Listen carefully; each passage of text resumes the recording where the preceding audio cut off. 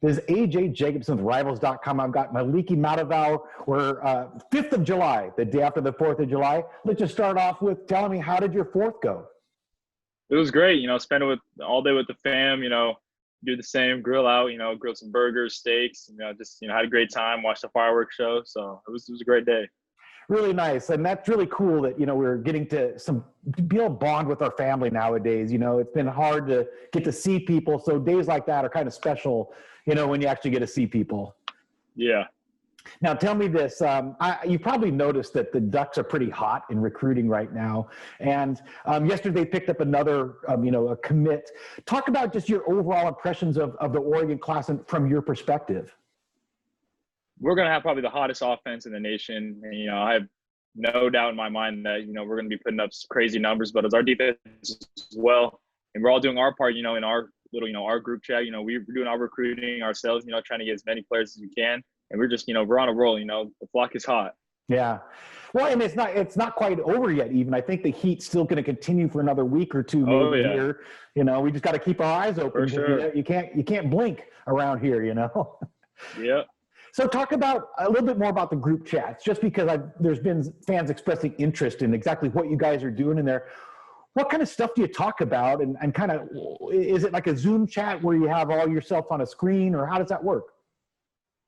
It's just over text, and we're just, every commit that comes in, we add them in, and we just basically get to know each other, kind of goof around, just, I'm going to be your roommate, who's graduating early, Jackson's pretty funny, he's like, oh, he wants fishes in his apartment or whatever. He just, we're just trying to get to know each other, talking about, what upcoming commits we got. Cause, we have a few guys that know a lot, ahead of time, Yep. So it's fun. Yeah. Well, that's really cool. And then who kind of have you bonded with in this class because of these group chats? I've really gotten to know Keith really well, Ty really well, and, Jackson really well. And also Jalen, I've talked to him a lot more than I, ever had. So I'm, making good connections. And, we're going to be up there to Eugene. We're all going to, be pretty close as a class, and that's what's going to make us different. Well, what's really going to be fun is when you actually are all together in person, and then you get to really start enjoying each other. It's one thing to do it by text, but when you actually get to hang out together, that's pretty cool. Oh, yeah. All right. Well, okay. Now let's try something never before tried in the history of at least my Zooming. And that is, I'm going to show you my screen, and that will be your junior film. And so I just want to kind of watch a couple minutes of that with you and kind of tell us what your perspective on what you were doing during these plays and whatnot. So here, let's give this thing a shot. I'm going to pull up this is Moliki Matavao's junior highlight film. Here we go.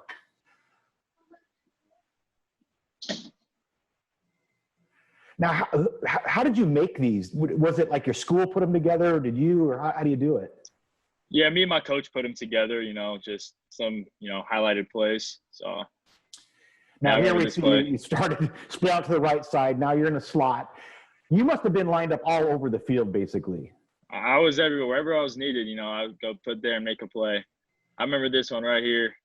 Did not think I was going to shed, all those tackles. And you did like a 2 360s, and then we got your touchdown spinning on in there. Oh, like a little screen pass to you, huh? Yeah, one of my screen plays called Michigan. Look at that. And show my little speed right here. That. Yeah. Oh, he couldn't bring you down. He's just too little. Nope. Okay, here you're split. Our first game of the season right here. This is a crazy catch from the defender. Yeah. How did you keep your hands on that thing? Right on their sideline, too. Yep. I was a false start on this play, but the refs didn't call it, so our tackle jumped. But, I'll take it. They didn't see it. Boy, what was that? It took 3 of those guys to bring you down? Oh, wow. Yeah. How often were you wide out, like in a wide receiver position? How often were you slotted? And then how often do you think you lined up as a true tight end? At slot, I was probably more than I was at wide out. So probably I'd say 40% of the time I was out in the slot. Attached as a normal tight end, probably around 30, 40% of the time as well. And then out at wide is like kind of when there's a mismatch on the, you know, if there's a corner who's pretty weak or pretty small, then, you know, throw me out wide and I'll just go make a play on him. So that's when I'm outside wide. I love the plays they have set for you when you're in the slot, especially. Okay, here you're kind of drifting across, motion. Yeah, 8, and, you know, playing a little 8-inch Okay, back. showing off your blocking, finishing, driving him down, nice. Okay, back in the slot again. I just post right. Man, these guys have so much trouble bringing you down. Does that happen all the time? Quite a bit, yeah. They come high, it's hard, and that's when everyone else has to come rally. It's that screenplay right here again. Oh, that guy just put his head down and didn't even want to tackle you. He just went right by you. How many touchdowns did you have last season? I had 7. Pardon, how many? 7. 7, okay. That was the big Gorman game right there. Oh, my.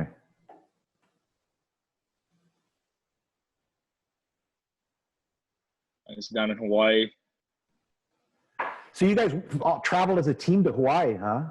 Yes, we did, yeah. How did you not get in trouble? Not you, but I mean, it's so easy to get in trouble in situations like that. Oh, yeah, it was a fun trip, but, you know, our coach kept us on a straight and narrow little path, so we did good, you know, as a team as well. So good. So no huge trouble showed up. That's good. Yeah, oh, I love that play right there.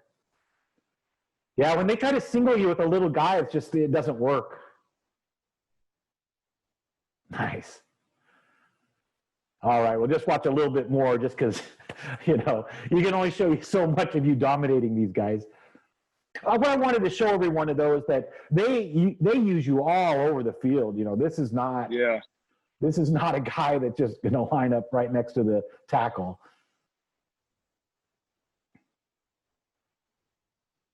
Nice. Well, very good. I'm going to see if I can even get you back. There, I did it. Ooh, I'm turning into a pro at this thing. Nice. Yeah. So what's going on from this point forward? Here we are, the 5th of July. Everything's kind of uncertain, or at least around here. We aren't just sure what's going on. What do you know is happening next for you and your team? I'll let you know now. We have our first official team workout start tomorrow. So that's, you know, kind of promising. But it's nothing, we can't even, like, touch a football yet, but at least we have to be small group training so we can finally get in a weight room as a team or in small groups.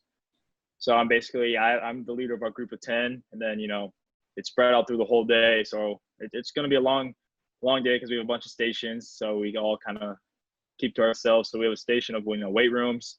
We're in the weight room for about an hour. Then we have our group goes into meetings for about an hour. Then we are on the field for conditioning for about 30, 45 minutes. And that's kind of our days until we get to like phase 3 or whatever it is. So how do you eat enough food? I remember, like, we would have daily doubles and whatnot, and to try to get enough food in between those, you know, we'd go down to the pizza parlor, just chow on pizza and stuff. But I mean, how do you maintain your nutrition level when you're kind of with your team and doing stuff all day? I gotta make sure, you know, for at least me, you know, and a few of my friends as well, it's hard to, like, you know, waking up at 5:45, 5:30 trying to get something in. And that's why I tell myself every morning, I got to get something in me. So I usually have my protein shake, you know, set up ready for the day. So right as I wake up, I just hurry, make it, shake it, and head out. Usually grab a banana by then. And then throughout the day, I try to, you know, make sure I pack some stuff, you know, granola bar or something. And by the time I'm done with all practice, I usually go, you know, it's kind of the same thing. I like routines. You know, I always have eggs after every practice, and just, you know, some of the eggs is filling, and, you know, I love the eggs. So nice. Okay. Last thing I wanted to talk with you about is just, I don't know how much chance you've had to see some of your teammates play or clips or anything, but, you know, starting with your quarterback especially, I wanted to ask what you know about Ty Thompson's game and give me your opinion of what you know. From what I've watched, you know, I've watched his highlights of Mesquite, and, you know, recently watched almost everything I can on him in Elite 11, and he's hands down the best quarterback in my class. You know, bias, of course, but just seeing what he can do with the ball in his hands and, you know, in the pocket, you know, kind of, you know, he knows how to step up and make plays, and he sees the field very different. I can see, you know, seeing us in his film, it's just, he has a great feel. You know, he's super comfortable in the pocket, and he's just, he doesn't really have a fear, I guess. It's just more like he knows what he's doing. He has high IQ for, you know, playing the game of football, and it's I'm excited to catch the balls from him. You know what kind of excites me about just him connecting with you is that he has this great touch and he can kind of loft it. He has different angles. He can deliver the ball. And that's exactly how, a lot of your touchdowns were balls that were delivered that took a little bit of loft, this or that. So, I mean, I was kind of like seeing visions of the future watching your junior film because, I mean, Ty Thompson could do that every single time he throws the ball if he wants, so there's a real chance to be a real dynamic duo right there. But you've got so many receivers coming in this class. The offensive class, the offensive line, your quarterback, receivers, and then I'm counting you tight end as receivers because both you guys are receiving type guys. What a bunch of crazy weapons they're bringing all at once. I mean, I've covered Oregon recruiting for a long time. This is hands down the best offensive recruiting class I can ever remember. What level of excitement do you feel, and do you know the other guys are feeling about this group? I'm ecstatic. I can't even wait. We're going to put up huge numbers, but I can't even imagine what Ty's feeling, because he's going to have a heyday just having all of us dudes, me, Terrence, and you have freaking, we just got Isaiah, and he's going to go kill it. And it's just, we're going to be crazy. Kyron, I can't even, explain how lethal this offense will be. So. Well, and then the guys, the big hogs up front, Jackson, really high quality offensive linemen, And we're only going to get more too. And it's just, Bram Walden, he's a killer at, freaking Saguaro, and he's going to be a killer here at Oregon. It's going to be different. Yeah. And I'm expecting 2 more offensive linemen and 1 more wide receiver. So Ducks aren't done. There's more to happen here. So the playmaking ability is just very exciting, even as just an analyst. So, all right, man. Well, it sounds like you're starting up tomorrow. It's good stuff. I'm glad some football's happening again. Listen, Moliki, thank you so much for taking the time to talk to Rivals.com. I'm sure fans are going to really enjoy seeing this. All right. Thank you. All right. Bye-bye. All right. Have a good one. All right. Thanks, man. Appreciate you.